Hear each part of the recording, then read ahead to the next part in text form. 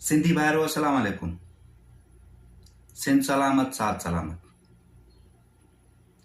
सब खां पहिरियां त मेहड़ शहर में जेको इंडस हाईवे ते धरणो लॻायो वियो बदअमनी ऐं समाजी बुराइनि जे खिलाफ़, उन धरणे में शामिल माण्हुनि ते जेके बोगस एफआईआर थियूं असां उन्हनि जी भरपूर मज़म्मत था कयूं। चाचा न्याज़ अली बुरड़ो जे मथां, चाचा सिकंदर अली सोडर या जेके भी 60-62 माण्हू ॿुधाया वञनि था, उन्हनि जे मथां इन बोगस एफआईआर जी असां मज़म्मत था कयूं।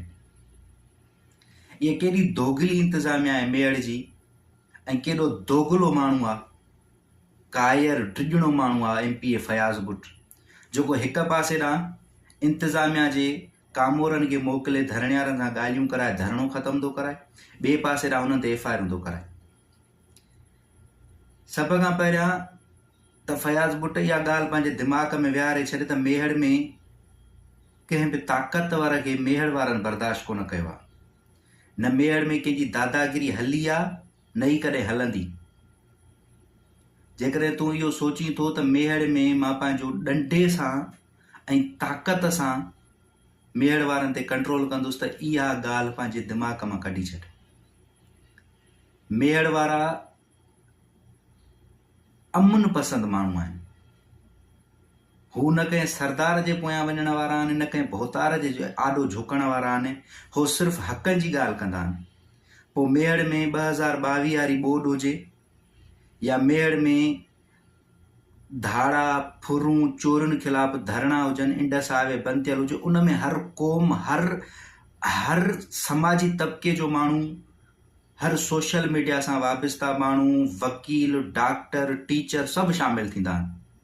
हो कंहिंजो ज़ाती धरणो न आहे हूंदो, सॼे शहर जो धरणो हूंदो आहे। इन जे लाइ अखियूं पटे इन बोगस एफआईआर खां मेहड़ वारा डिॼण वारा न आहिनि।